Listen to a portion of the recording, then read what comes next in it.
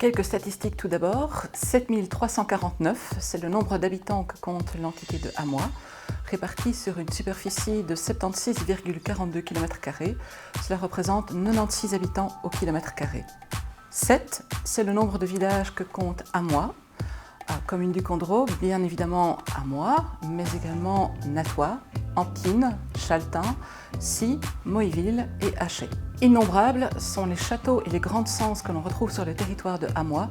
Ils sont autant de témoignages d'un site architectural et d'un patrimoine architectural extrêmement riche et extraordinaire que l'on peut découvrir au fil des promenades dans Amois. On découvre également des chapelles, des églises, des moulins qui sont légion et qui façonnent cette formidable vallée des saveurs. Comme un club d'entreprise, le club d'entreprise Ciné Amois. Il existe depuis 2009, compte environ 75 membres. Très actif dans la région, il permet aux entrepreneurs de réseauter et de nouer des liens plus étroits entre eux. 6, c'est le nombre d'hectares que compte la superficie du parc d'Amois actuellement, mais c'est sans compter sur les 51 futurs hectares qui vont venir amplifier ce parc d'activité, puisque les 3/4 de celui-ci, de ces 51 hectares, donc, seront situés sur le territoire de Amois également. C'est donc bon nombre de nouvelles entreprises qui vont pouvoir venir s'y intégrer et ainsi participer à la dynamique du tissu économique local. La commercialisation sera prévue en 2023 et des entreprises non seulement à économie mixte, mais également à économie industrielle pourront venir s'y établir.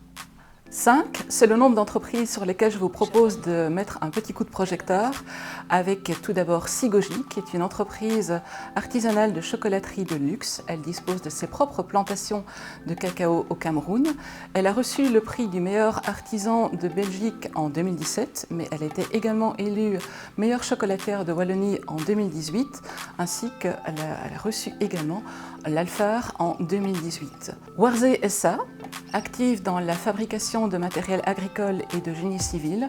À sa tête, on retrouve Michel Warzé, qui est également agriculteur, ce qui lui permet de tester les nombreuses innovations qui sont mises au point au sein de son entreprise, qui exporte d'ailleurs dans pas mal de pays à travers le monde.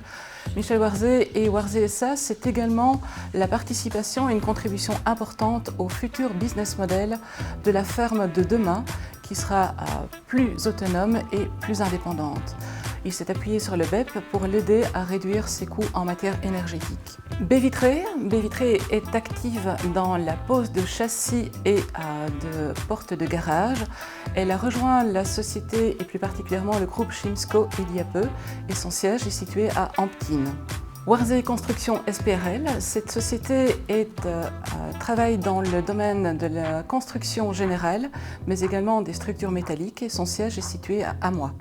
Et Macor, la société qui nous accueille aujourd'hui, Macor est une entreprise générale de construction bien connue dans le secteur.